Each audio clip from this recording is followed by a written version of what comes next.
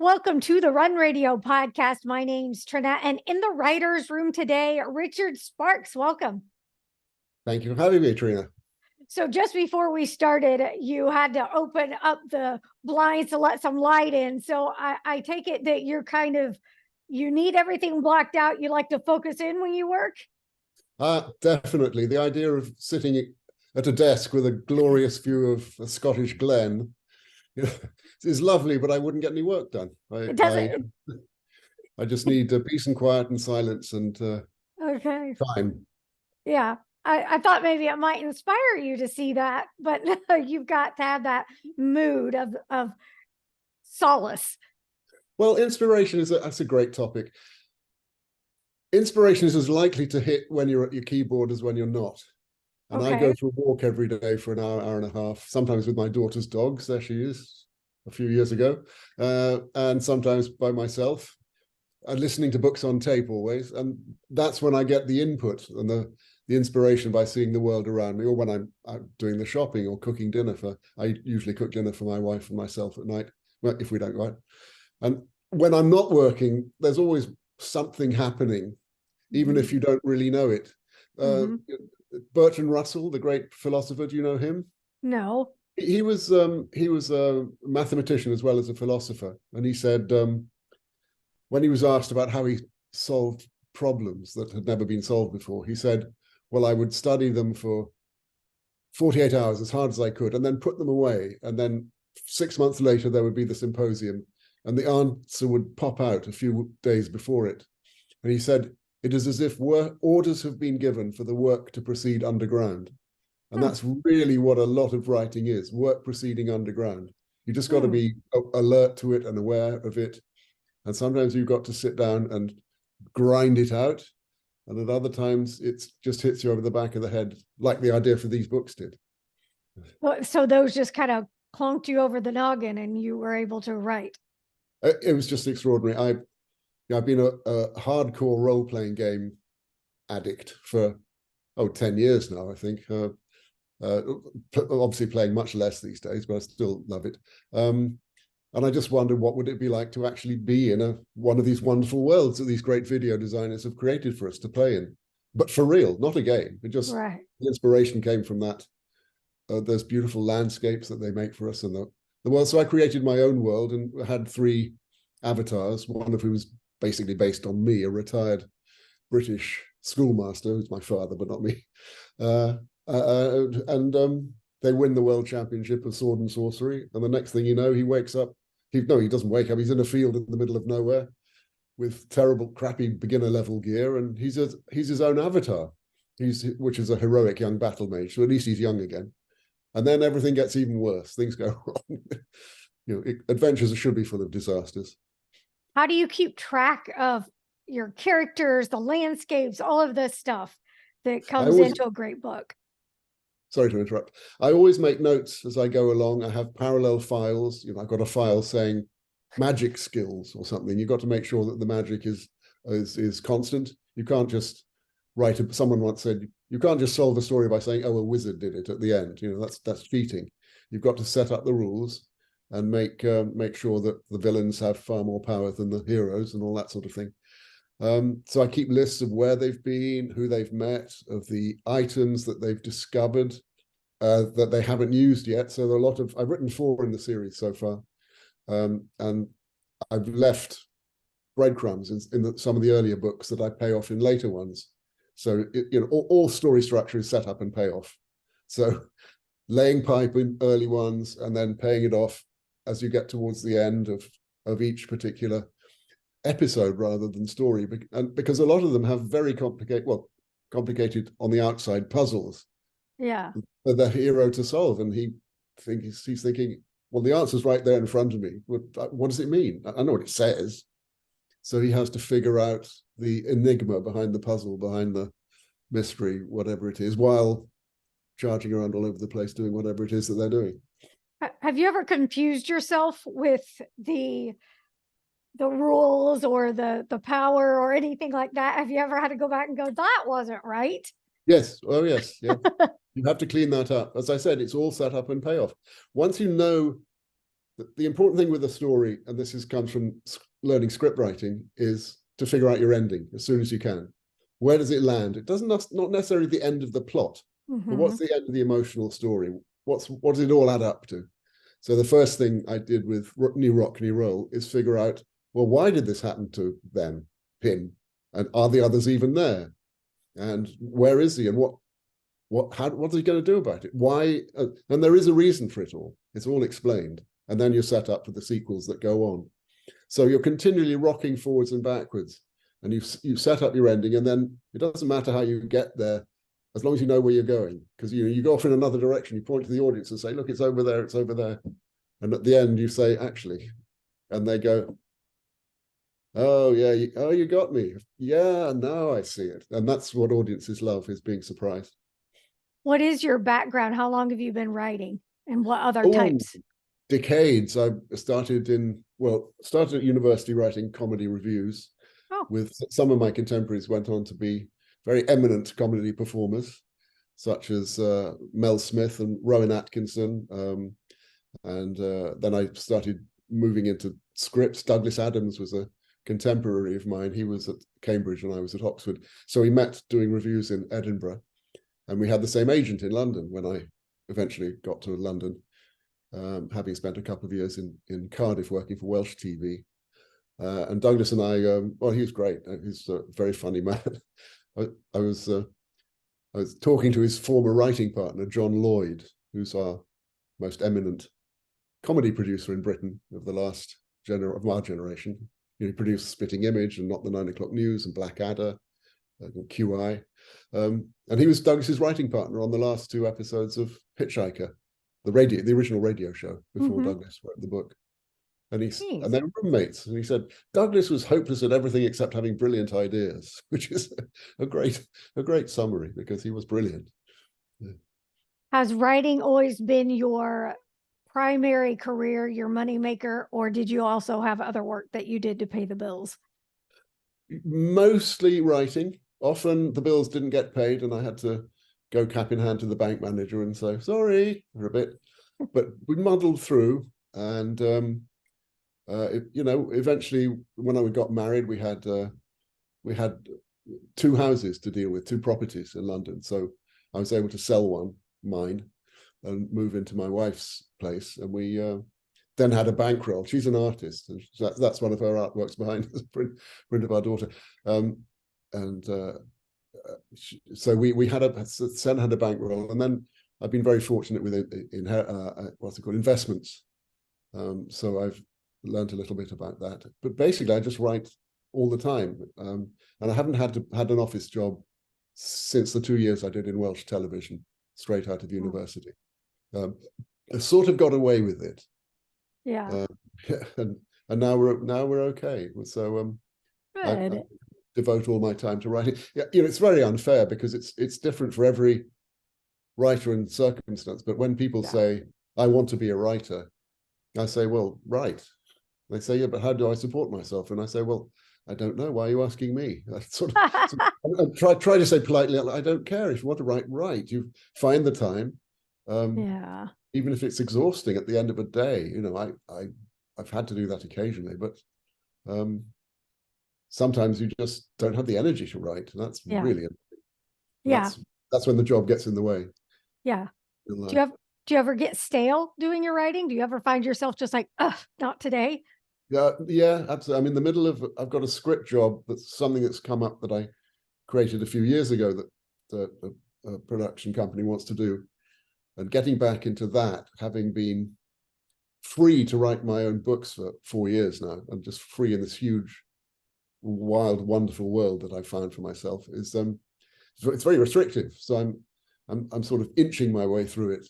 I normally write quite fast, but if with luck, in a couple of weeks, I'll have cracked it, and I can send the wretched thing off and get back to my bliss. Back to your bliss.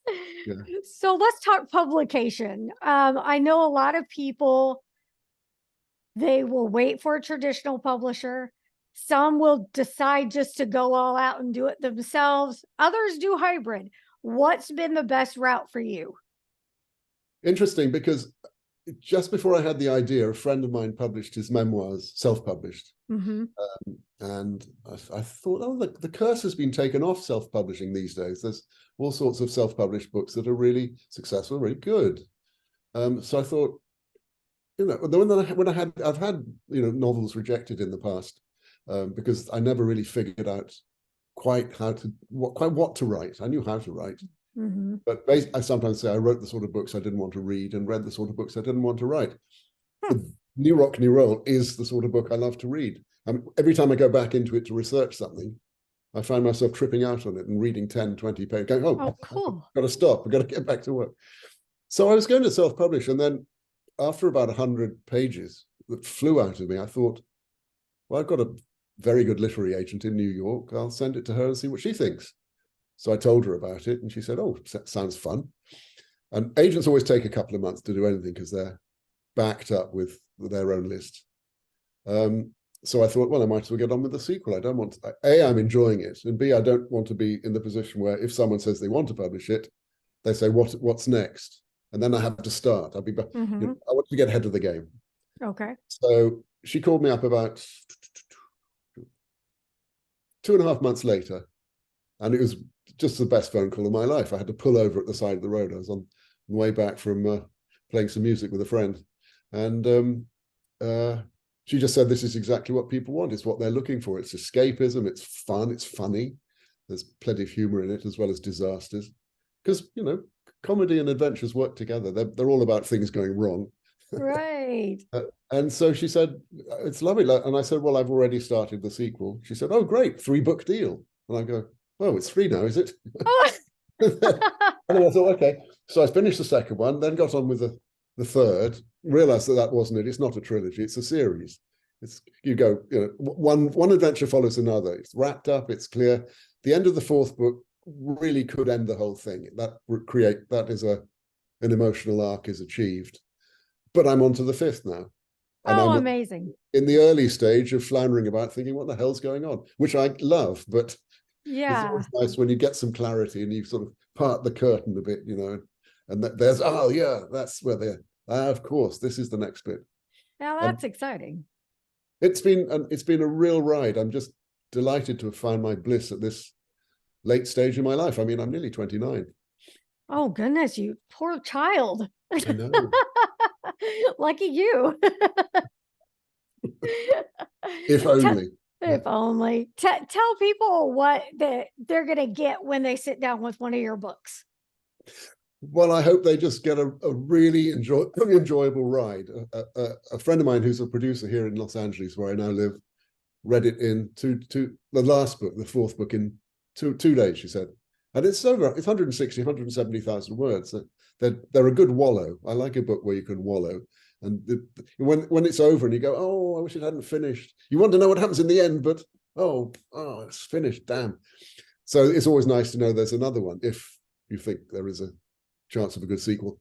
So it was great. When she said she read something that took me 16 months in 2 days, she just likes to sit down and plow through it. That's great. Philip Pullman said, I don't know how to make you laugh, but I do know how to make you turn a page, which I really admire. Yeah. But, not to blow my own trumpet, but I do know how to make you laugh as well. So there's plenty of comedy in there that is, difficult and dangerous and strange and things going wrong and disasters. And that's what makes people laugh occasionally, Occasionally. Do you ever see this being turned into, I don't know, a play, a film, a video game? Funny you should say that. I've sold the film rights, or my agent sold the film rights, and I've written the script for that, which is out with the producer. And that's early stage. It doesn't really mean anything until somebody, look, that business is, you need 100 yeses, 1 no, and it's over. So he's out there. He's got financing. He's got a start, and we're waiting until the appropriate moment for him to move on that, which should be. I mean, we're hoping that the publication will go well. We'll know by the time this goes out. Exciting. That's very exciting. What do you think about, how do you see your life after book number 5's done? Whoa, I hope there's a sixth. Oh, I hope, good. I hope Good. number 5 adds up to something. Good. All I know is that I'm happy with the first 4, and so I haven't, the idea of, well, Kasich is a very good science fiction fantasy independent publisher and very forward looking, very, very light on their feet and smart. And I just wanted to make it them happy to have published me rather than one book and out. I wanted to give them something that they can build on, because a new writer from, even though I've got credits in other fields of writing, I'm an unknown novelist, and that's a problem, because they don't sell books, they sell authors. If you've written 12 books, the 13th is published, unless the 12 are no good. But if you haven't sold any, that's what's the hard thing for all of us, is to get the first one through the door, and then for it to get traction so that people want more of your work. Have you started seeing a following? Have you heard from some of the readers or gotten any feedback? I've had 4 test readers who I've run all the books by, and they've been very helpful, and also they just love it, the whole world, which is really nice. One of them, another producer here in town, said, I'm doing the audiobook as well. Because I was talking to him, I was saying, there are lots of good actors here in LA. Who should we get to do the audiobook? And he said, when I read it, I hear your voice. And I thought, well, he's a Brit. I can read. I mean, I'm not a professional actor, but I can give it a go.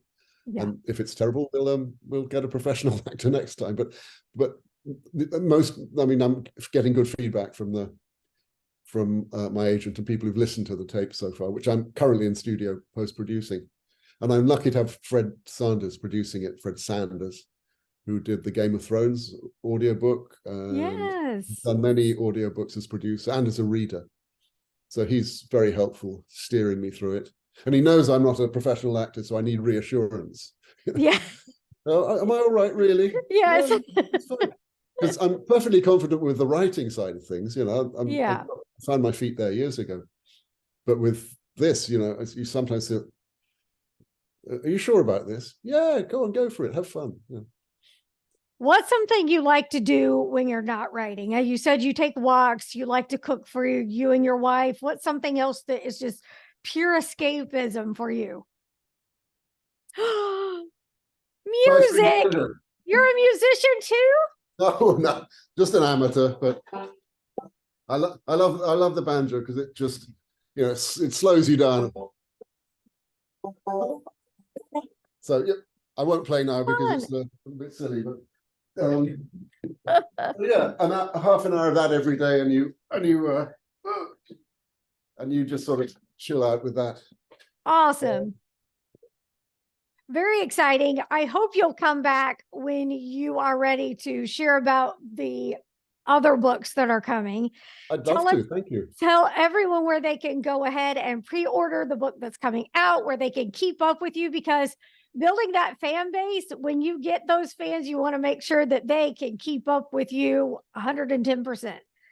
Right. Well, the website is richardsparks.com, which is pretty straightforward. There's no E in Sparks, Sparks. The books are all up on Amazon, Barnes & Noble, amazon.co.uk, as well as .com, and other reputable online bookstores, as well as physical stores. Well, they will be when they're printed. I'm on Instagram. My assistant does all this. Instagram. What's the other one? I think you're on Facebook. Yeah. Yeah. I forget, but if you go to richardsparks.com, you can find links there to whatever I'm apparently up to on the internet. Fantastic. We will be keeping up with you, and definitely come back, and best of luck to you. Thanks so much for sharing. Oh, there's another thing up. If you sign up there, you can get a free chapter or a free audio chapter. So just click on the links there and get a freebie. Sounds great. Thank you so much, Richard. Well, thank you for having me, Trina.